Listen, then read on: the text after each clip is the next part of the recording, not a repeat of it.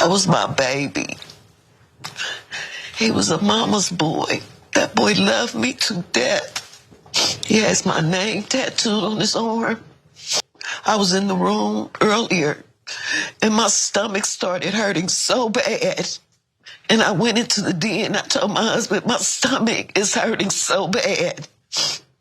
And once I found out what happened, it was just the fact that I was feeling my son's pain.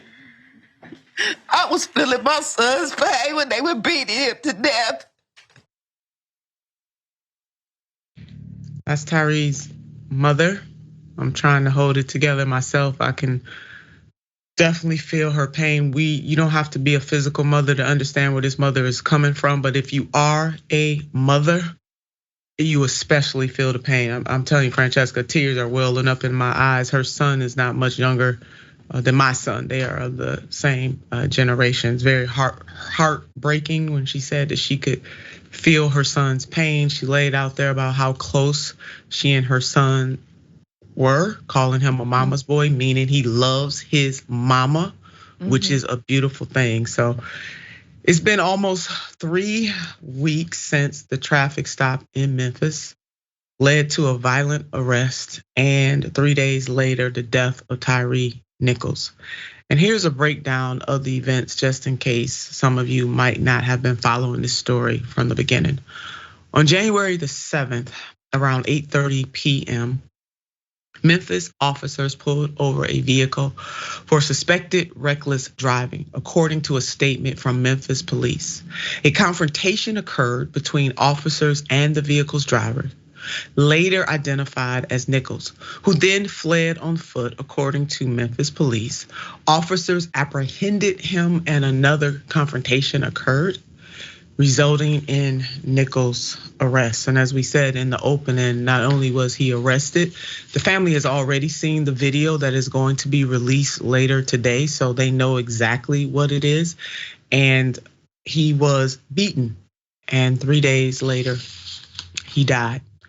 Also unclear are who was involved in the initial police encounter, how far Nichols fled on foot, how officers apprehended him, how long these confrontations lasted, or why officers felt compelled to confront Nichols twice. On January the 10th, 3 days after the stop, the Tennessee Bureau of Investigation announced Nichols had died due to injuries sustained in use of force incident with officers. According to a statement, Nichols suffered extensive bleeding caused by a severe beating, according to preliminary results of an autopsy commissioned by attorneys for the family. This reporting is coming from CNN. 5 Memphis Police Department officers who are also black. Tyre Nichols was black. These officers, each and every one of them are black. There they are. Were fired after an internal investigation and are facing criminal charges. Now, Martin III, Smith Bean, Haley and Mills Jr. have been charged with the following: second-degree murder, aggravated assault, 2 charges of aggravated kidnapping, 2 charges of official misconduct, 1 charge of official oppression. Never even heard of that when it comes to law enforcement. Oppression, official oppression. Now, many questions remain unanswered, as we all can understand. Investigation ensued. This just happened on January the 7th. Everything is out there, waiting on the video to be released, the family. So a lot of questions are still unanswered. The footage of the incident will be released today.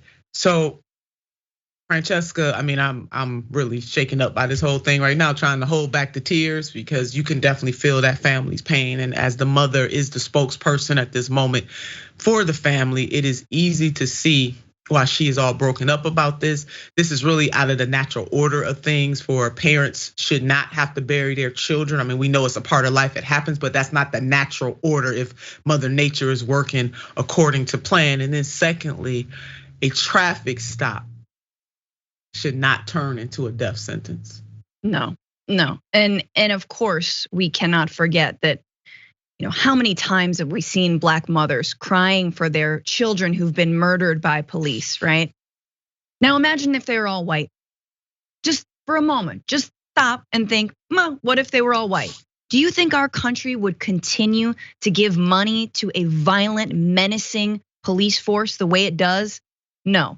Do you think our country would start to, dare I say, defund the police? Yeah, I think so. If they were all white mothers losing their white children time and time and time and time again. Because that's the nature of white supremacy, that's the nature of this country. But so it is heart-wrenching, it is awful, and exactly like you said, I come back to the traffic stops. Look, I understand some people think that like defunding the police, moving money, maybe that's too radical. Can we agree that no traffic stop should end in death unless someone is literally pointing a gun at you? But from the sound of this, we know that Tyre was running away. Now, was he running with an Uzi to go like shoot up a church? Oh, no. Those are mass shooters and generally white men, and we just leave them alone. Anyway, no, he was not posing a threat to anyone. Let him get away. It's fine. So again, Sandra Bland, right? With Keenan Anderson here in Los Angeles, just a few weeks ago, and now you have Tyre, and it is. How many times have we do this before we demilitarize the cops, before we take them off traffic duty? We need to save lives. So I think that's the priority here. Yeah, Francesca, I mean, we can at least come up to the 21st century when it comes to traffic stops, especially if, they run your plates. I mean, if the person is not a murderer, they haven't been engaged in some type of violent crime, just run the plate and send them the stuff in the mail. Hey, you need to report to court on this day. It should not be this way. And when you said that this country would definitely respond differently if the shoe was on the other foot and it was white children, it reminded me, Francesca, of a quote by Ella Baker, a great civil rights leader of the 21st century. And in 1964, she said the following: until the killing of Black men, of Black mothers' sons, becomes as important to the rest of the country as the killing of white mothers' sons, we who believe in freedom cannot rest. And oftentimes we quote the last part of what the great Ella Baker had to say: we who believe in freedom cannot rest, but we don't necessarily tell the whole story. And that was her in reference to what the poignant point that you just made, that this does not become a serious crisis that will be addressed until it's white children at the hands of law enforcement. Because, and it is the very reason why the Black Lives Matter movement was animated in the first place, because it's saying Black Lives Matter too, TOO. And this legal system just does not see Black bodies in the same way.